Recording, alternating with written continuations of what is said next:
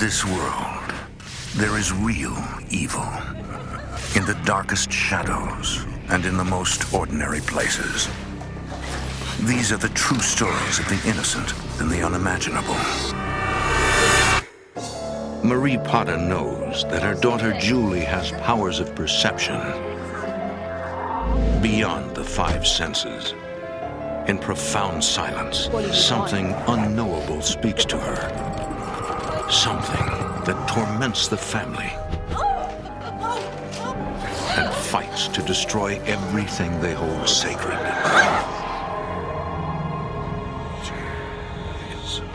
Between the world we see and the things we fear, there are doors. When they are opened, nightmares become reality.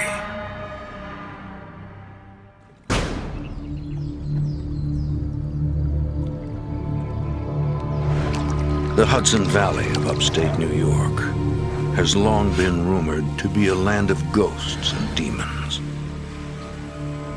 Early Dutch explorers named it the Devil's Playground. And pioneers told stories of terrifying supernatural encounters. Even today, some inhabitants report horrifying hauntings. In the fall of 1998, single mother Marie Potter struggles to care for her children, Paul, Angela, and Julie. Julie suffers from a severe birth defect. She cannot walk or talk.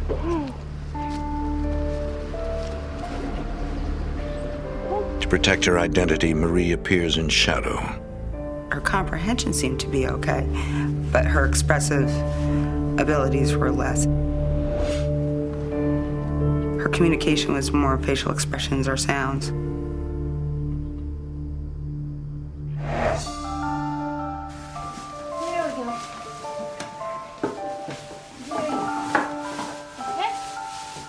The family moved into the house 3 years earlier. Mommy will be right back, okay? Ever since, Julie has seemed to watch and smile at unseen visitors.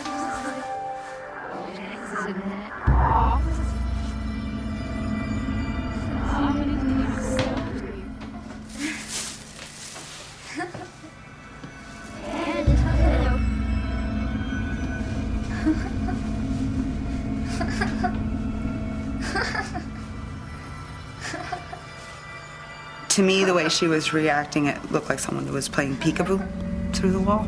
Julie? Because she'd look at it funny and look startled when it would come back. I thought it was angels. Marie is confident that whatever the cause of Julie's strange behavior, it doesn't pose any threat to her daughter. I just assumed it would be good. Just because of how she was.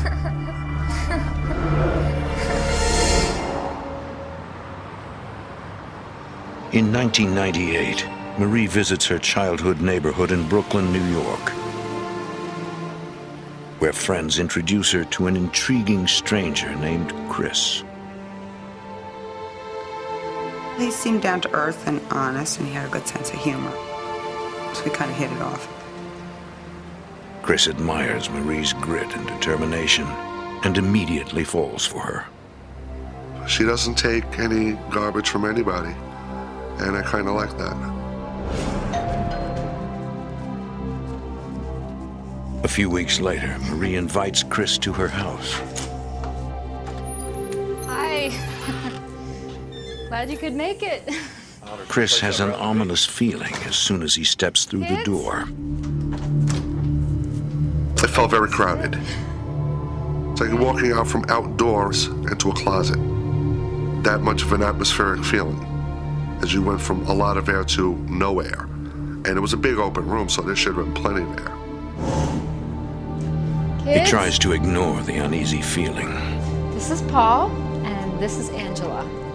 Kids, this is Chris. The kids and I really hit it off. They're wonderful kids. This is Julie. Julie?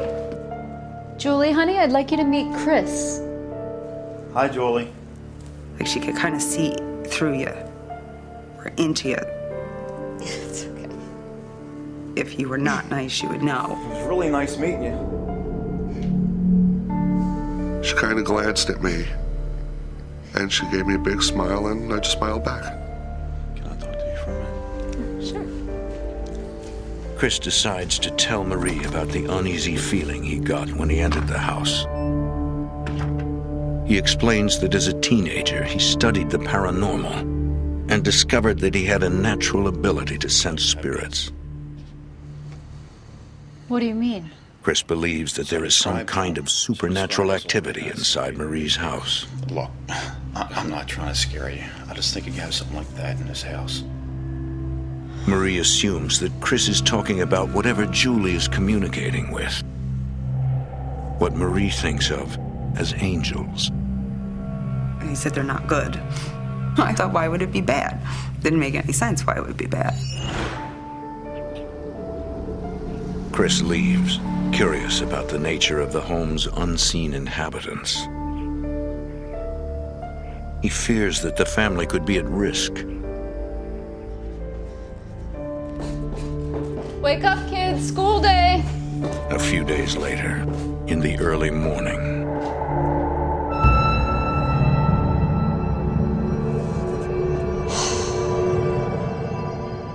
Paul, get in here. Were you playing in here last night? It wasn't me. It was the boy with yellow hair. What boy? Boy that comes at night. Nice try. Pick your toys up, put them in your You room. need to clean them up. It wasn't No, the me. little boy likes to play with Boy with them. yellow hair. He plays in the living room. I don't want him in my room.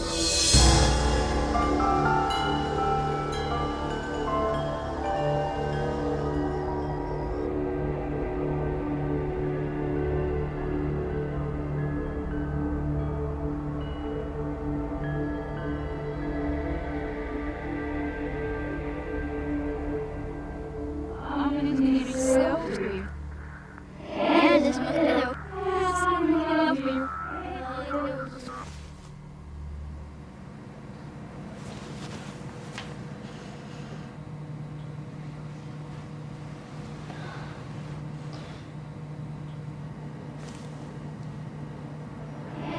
be the...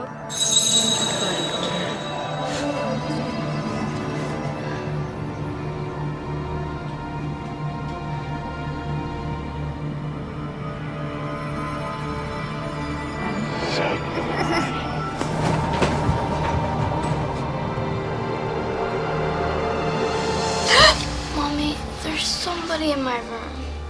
She came into my room. There's a boy with blonde hair in my room. I want him out.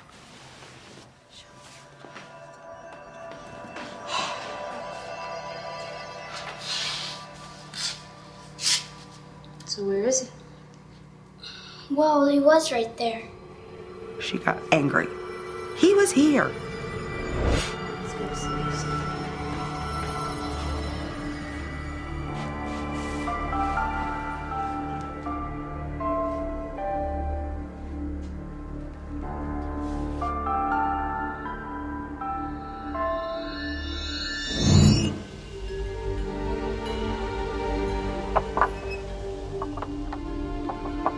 So what about your job in the city? I can commute. I mean, it's only an hour and 10 minutes by train. over the following weeks, Marie and Chris grow closer. I like it here. Eventually, he moves in and becomes a father figure to the children. They would start doing stuff to make me and Marie happy. And if they didn't want me there, they would have made it painfully obvious. They were very open, and once the relationship started, it just blossomed.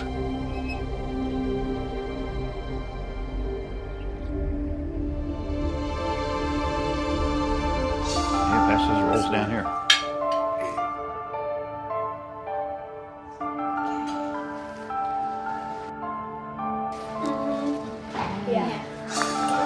So you guys are really excited about going on vacations, probably.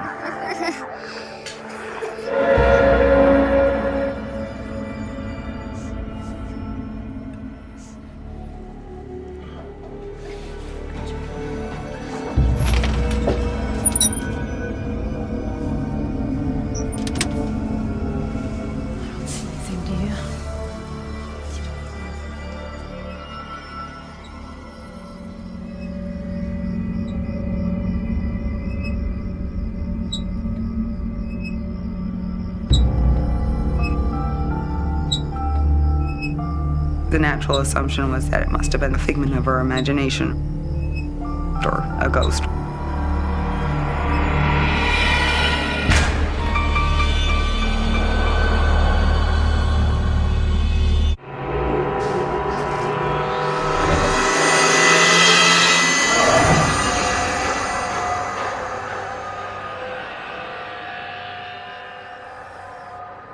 I don't know what we're gonna do, but we're gonna do something. I've got an idea. Have you ever used a Ouija board?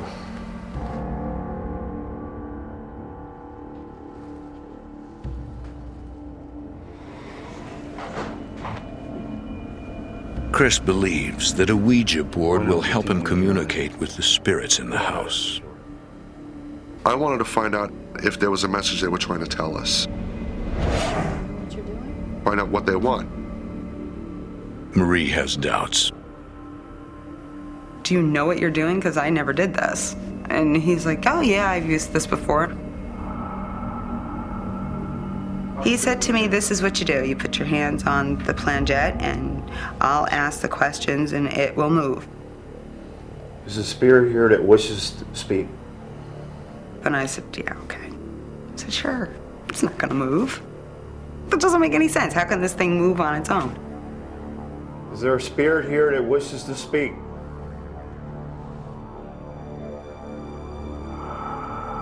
Is there a spirit here that wishes to speak?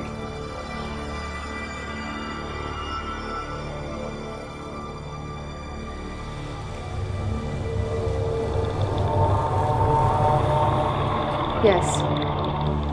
Chris, if you're doing that, I said, you did it. Swear. He goes, no, I didn't move it. I swear to God.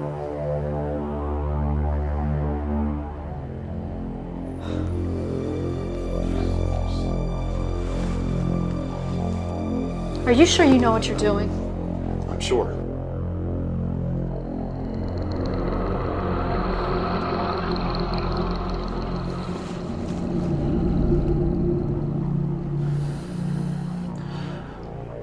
What is your name?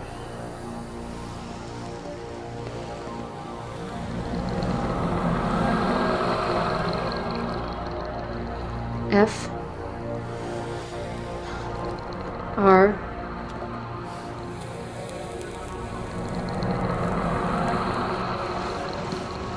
A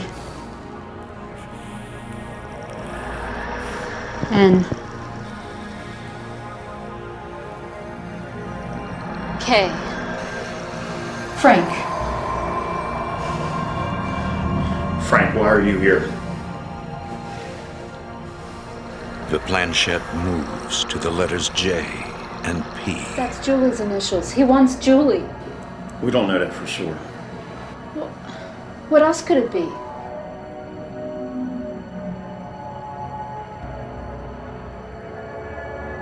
Frank, what do you want with Julie?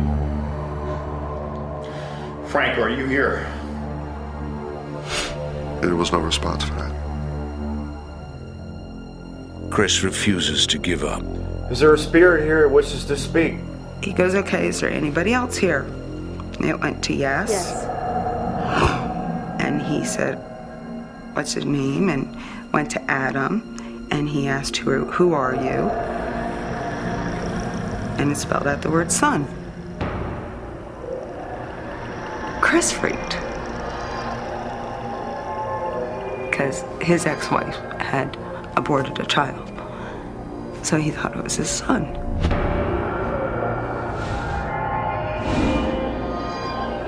That's when I kind of got freaked out. And that was like Like, why are you following me? And it wouldn't answer. What if it's my son? What if it's my son? I said to Chris, I said, it might not be your son. He said, it is. I know it is. Adam, are you here? We should have stopped. Did you He hear said, that? did you hear that? I don't hear anything. What are you talking about? Oh, listen to this.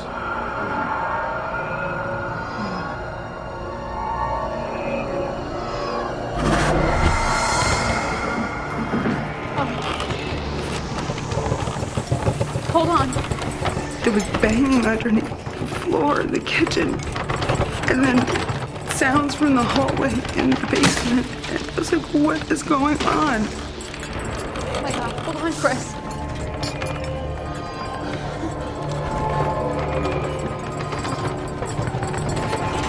Chris? They were trying to do everything they could to start scaring us.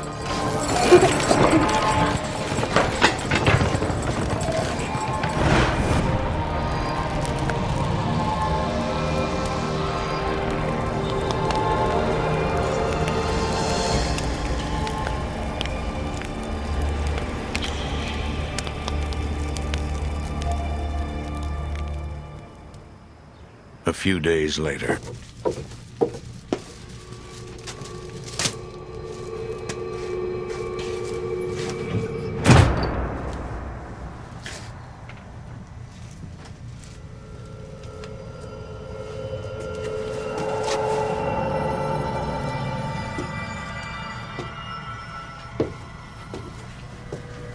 It looked like paint. It felt like paint. I asked the kids and they said, no, it wasn't them. Marie knows there is no white paint in the house, and the handprints do not match the size of her children's hands. She has no rational explanation. Chris? Marie and Chris believe that whatever spoke to them through the Ouija board is still in the house. 2636.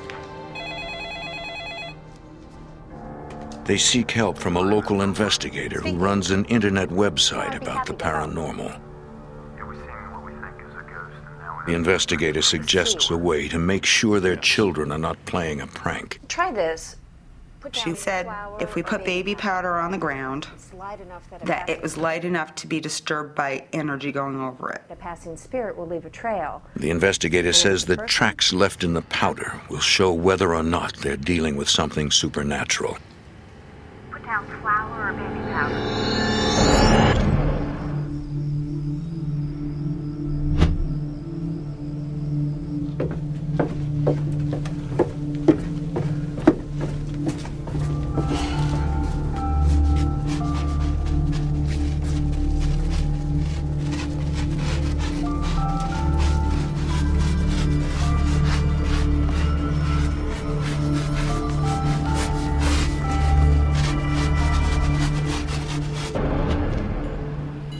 The next morning.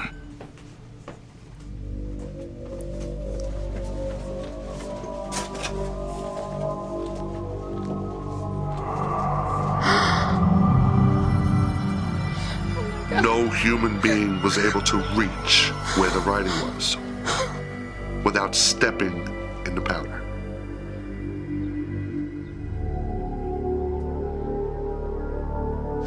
Chris and Marie call the paranormal investigator to the house. Baby powder down like you told us to, and the next morning it was like this. There's the J there, and the A, and an F. The investigator turns pale when Marie points out the name written in the powder. What can we do about it? Do either of you know Lilith? No. No. I can't help you anymore.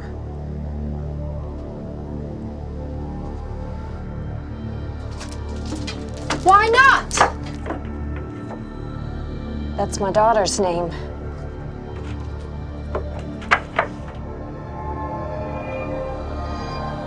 She felt threatened.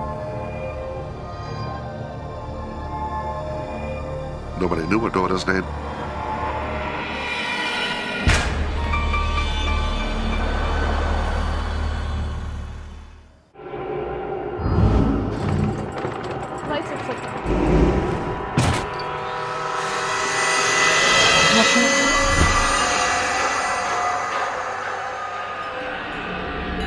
It has been weeks since Marie and Chris used a Ouija board to communicate with spirits inside their house. Ever since, Marie has had trouble sleeping.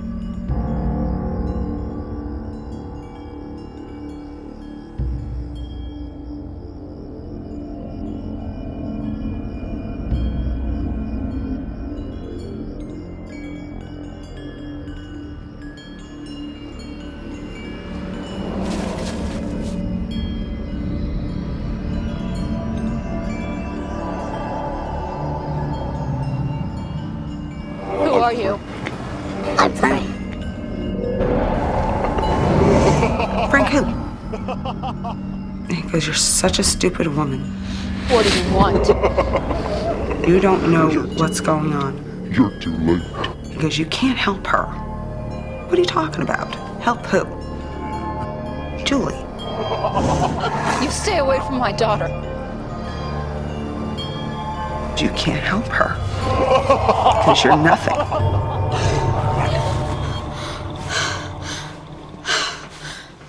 What's the matter? There's a man in the backyard. He wants Julie. It's okay. It's just a dream. It is. It was real. It's okay. Marie tries to dismiss her nightmares, hoping that they are simply a product of anxiety.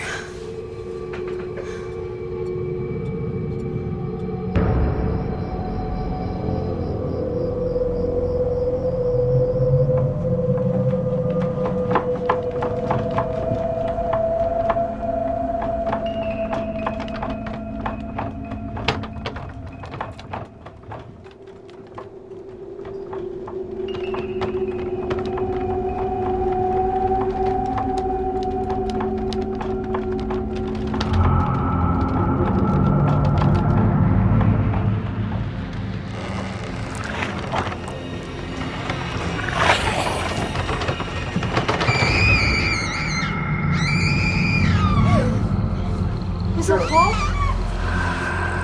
Paul, what's the matter? It's okay. Are you all right? He was crying and he kept saying the face came through the wall, the face came through the wall. It's okay. Marie feels helpless to protect her family from an unknown entity. It's just a dream. I didn't want the kids getting hurt. Didn't really care about me, but I didn't want them getting hurt. The next day, Marie rearranges Paul's room. The boy refuses to sleep with his bed set against the wall.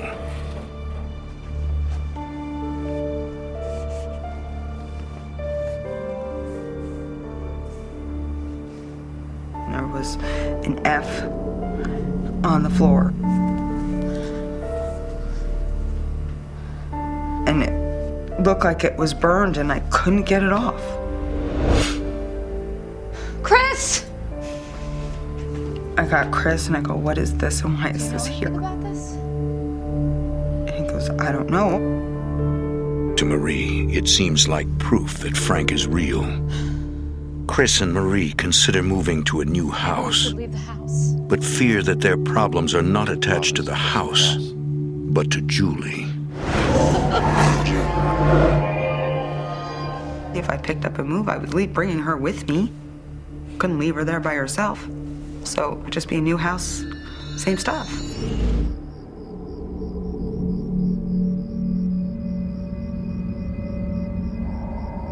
A few weeks later.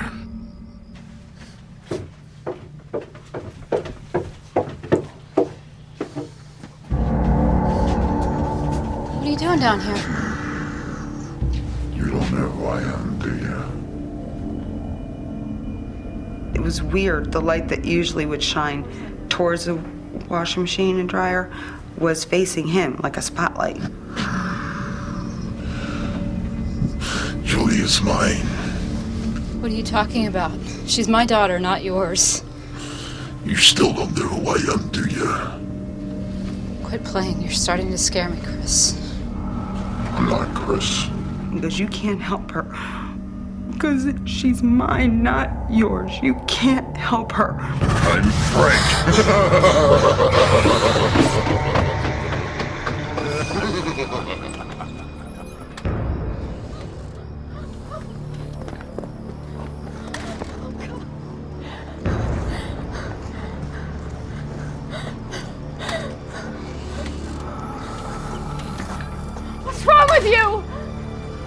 I don't know. I don't know what's going on. Do you remember our conversation in the basement? It was hard to breathe. And I remember Marie keep yelling at me, "What's wrong? What happened? Calm down." I just remember feeling panic. I was like, did you do that on purpose? Because I don't know. I don't know what happened.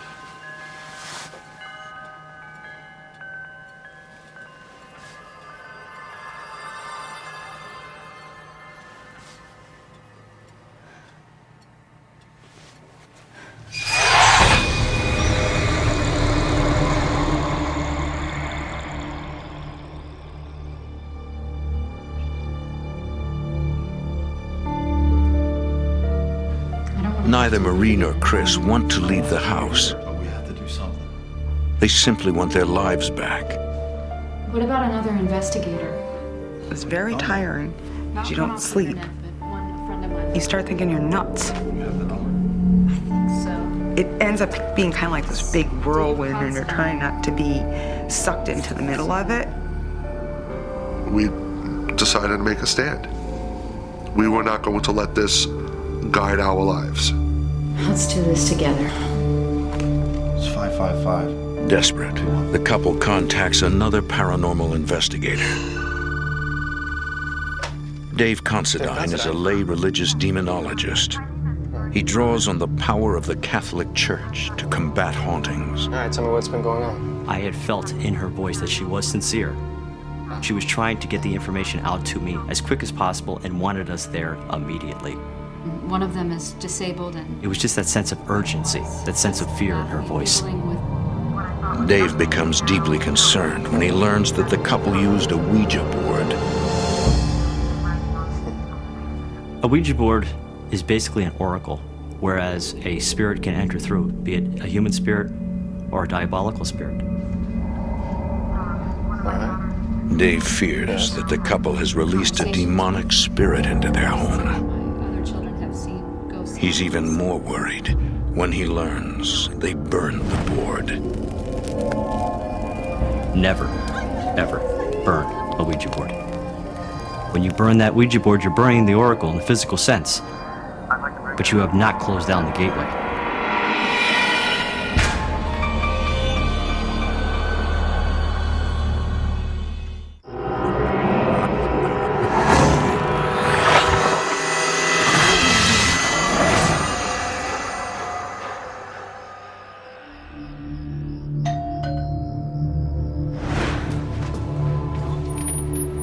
Demonologist Dave Considine arrives at the house with a member of his investigative team, Barbie Hyde. There was an air about the house. It felt like something intimidating was behind you. It was a very, very uncomfortable feeling. Is Julie? Julie? These nice people have come to help us. Can you say hello? Julie, these nice people have come to help us. Can you say hello? Hi, Julie. When I had first met Julie, How are you? there was no fear upon her face. You only saw the fear in the other members of the family. Do you mind if I look around for a little bit? Not at all, please. Okay, I'm with you, Julie. Dave senses that Julie can see and hear spirits. What are you doing? It's very rare, but there are some children who are born mediumistic.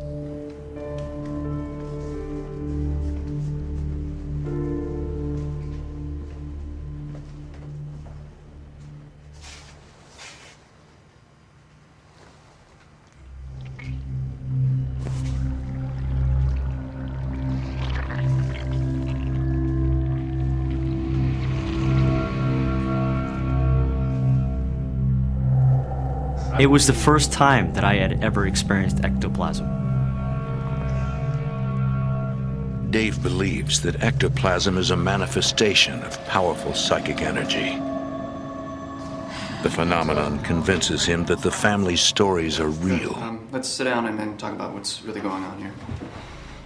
The investigators interview Chris and Marie in depth about what has been happening. Please tell me, what have you seen? Well, Marie's been having bad nightmares. It looked as though they were at the end of their road. I have a nightmare of this man, mid-30s, dressed in black. Investigator Barbie Hyde senses the family's frustration. How long is this gonna take? What can you do? How soon can you get this out of the house? What's the best way to protect the children? The best you can do is say you have to work with us and be patient with us. As best as you can, do not show anger or fear. He said not to acknowledge it or give it any recognition, because that gives it power. He said anger or fear feeds it. It's not that they're afraid because there's things happening in the house. This thing is centering on their fear. It knows what scares you. All right. Thank you. Thank you for coming. I appreciate you. Dave realizes that if there Being is a here. diabolical spirit in the Potter's house, its main goal is to possess and destroy them. The paranormal investigators return with 2 additional researchers and video and audio equipment. They hope to document the supernatural occurrences inside the home in case they need to convince the Catholic Church to become involved. Technical specialist John Arell. Before we can have any sort of intervention, we have to present them with enough evidence, say, okay, here's what's going on in the house.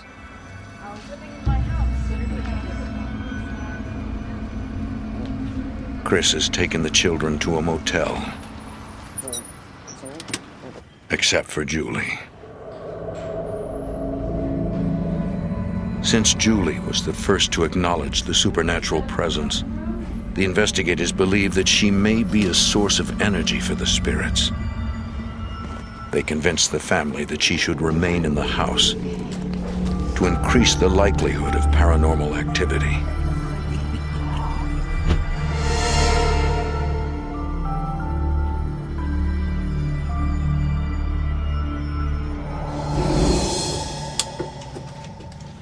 The investigators divide into 2 teams and place recording equipment throughout the house. I'll put on some coffee. Okay. Thanks. Okay, thanks.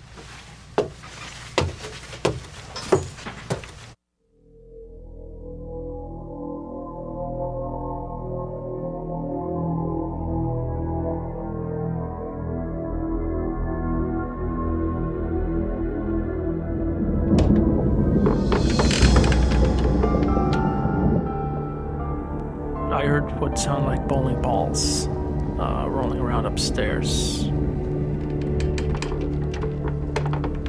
The investigator knows that no one is on the 2nd floor. I got this feeling that something or somebody was watching me.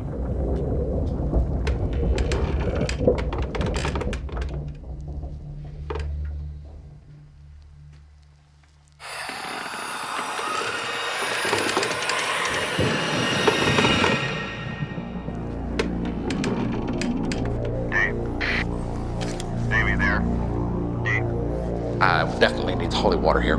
Stand by. I need holy water. Stand by. Okay, I'll take it out.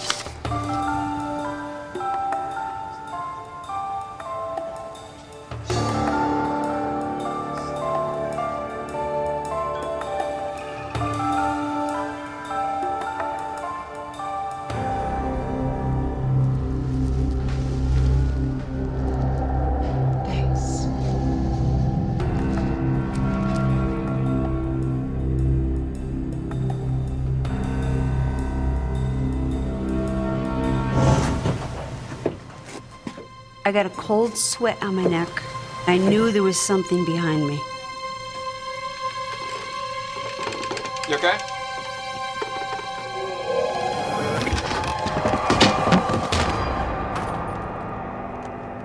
I couldn't believe what I was seeing. Bobby, you okay? You got... Is she all right? I'm not sure. The next thing I remember is everybody surrounding me. Barbie, are you all right? I'm not sure. What Help happened? her up. Honey? What happened? What? Are you all right, Barbie? Something you can't grasp or fight against is in complete control of you. Barbie, I'm fine. Hey, come on, stand up. It makes me think, if it just did that, No. if it just tossed me down the stairs, what else is it capable of? Thankfully, Barbie is unharmed. Fine. Let's stay here with Julian. The Diabolical will do these physical attacks upon the investigators in the home to create fear, to create a sense that it's in control, that you have no right to be there, and it's going to do to you exactly what it's doing to the family. In a diabolical haunting, anyone who steps into that house is in danger.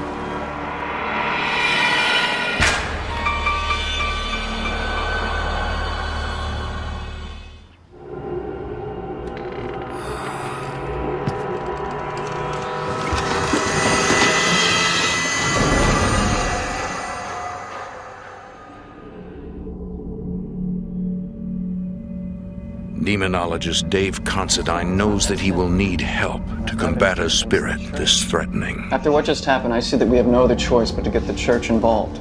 Well, let's do it. Yeah, you see, but it's not that simple. We need to know exactly what this is to be able to bring the proper authorities into the house to take care of the problem.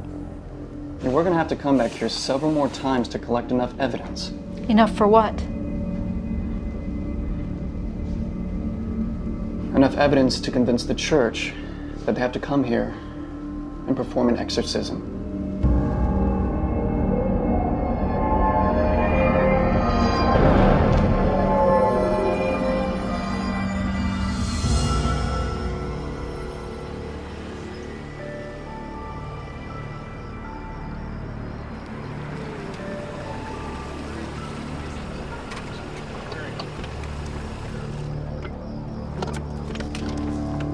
When the investigators return, they bring a clairvoyant with them, hoping that she can determine the specific cause of the haunting. I was not sure if we were dealing with one particular spirit, or possibly human spirits that were residing in the home along with the diabolical. That's why I had brought in someone to discern the home.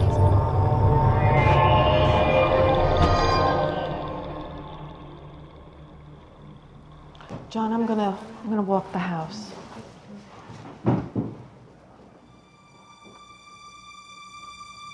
The clairvoyant is drawn to one particular room.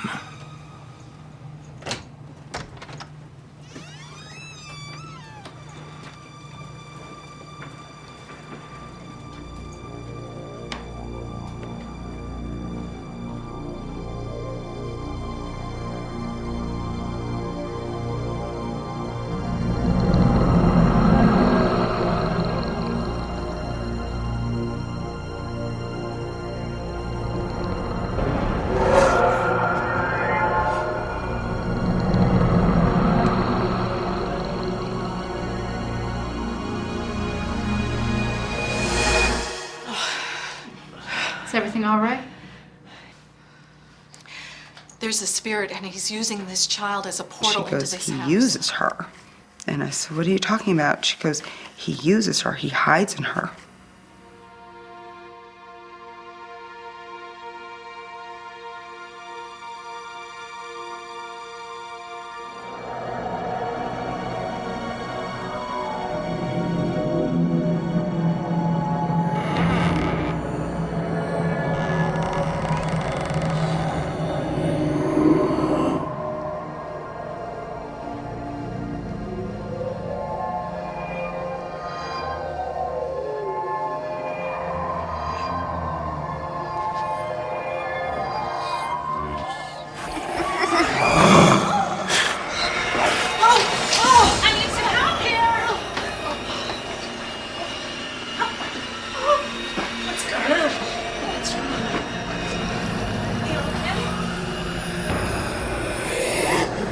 look on this clairvoyant's face was a look of a predator. She's out of here. Let's get out of here.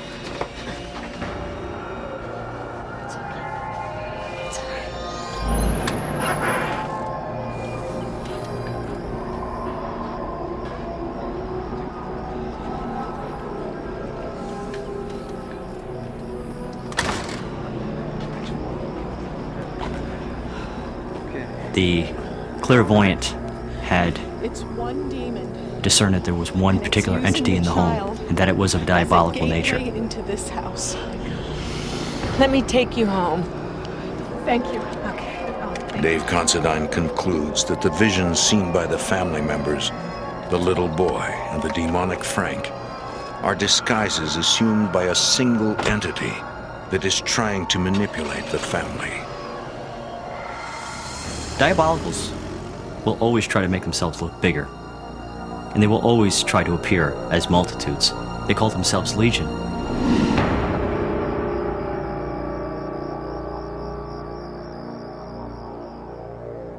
After repeated visits to the house, Dave presents his evidence to the church. An exorcist agrees to help the family.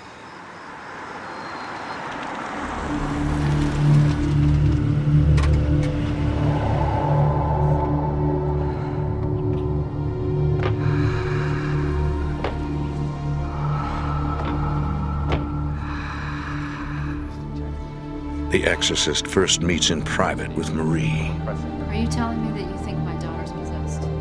He explains that Julie cannot be possessed because she has no ability to choose between good and evil.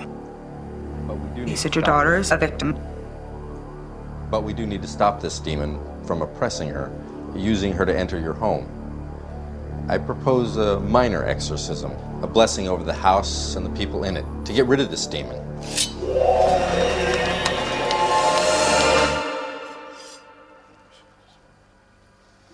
I think we better get started.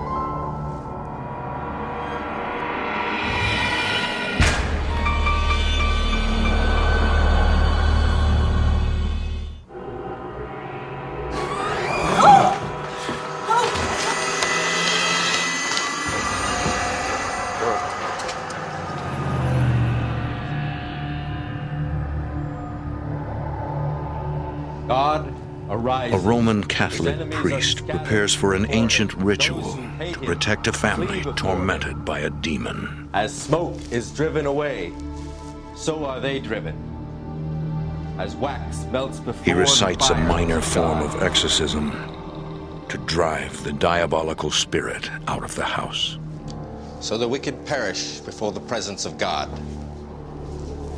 It was using the child as a gateway, an entry point. We drive you from us. This child has not the ability to say yes, nor does the child have the ability to say no. Unclean spirits, all satanic powers. I had two investigators sit on both sides of the small girl. Because she was the possible entry point. She didn't have the comprehension to understand the severity of the situation.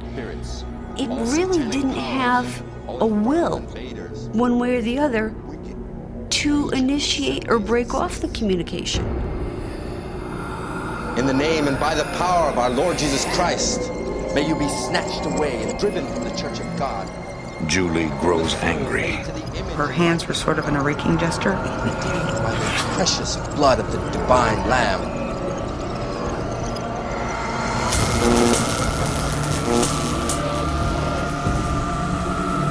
Prostrate ourselves before thy glorious majesty, and we beseech thee to deliver us by thy power from all the tyranny of the infernal spirits. We drive you from us, whoever you may be, unclean spirits, all satanic powers, legions, assemblies, and sects, driven from the church of God.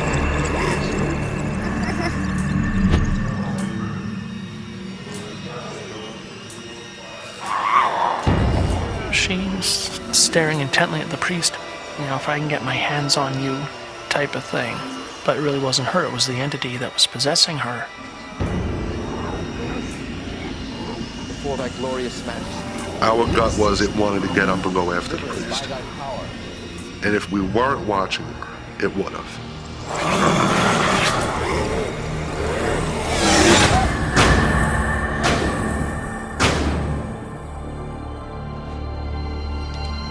We heard 3 distinct loud booms, indicating that the entity that was there left the house. You're all right. The family senses that their home is safe again. All right, sweetie? The house changed. The house got much lighter. The house smelled differently. The air felt better. Julie? Baby? It just feels as though there's a tremendous weight that's taken off the house. In the following days, the house remains at peace. We were very grateful and we were very happy. We thought, this had done the trick.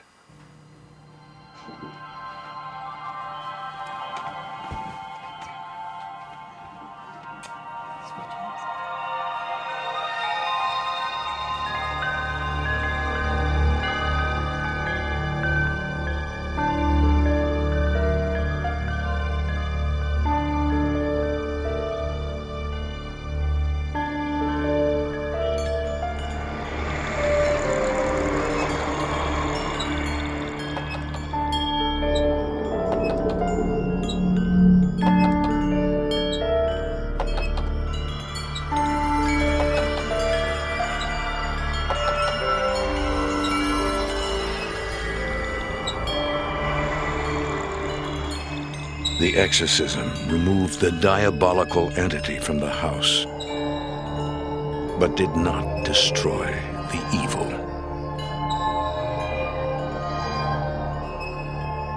The Potter family has since moved, but their nightmares continue.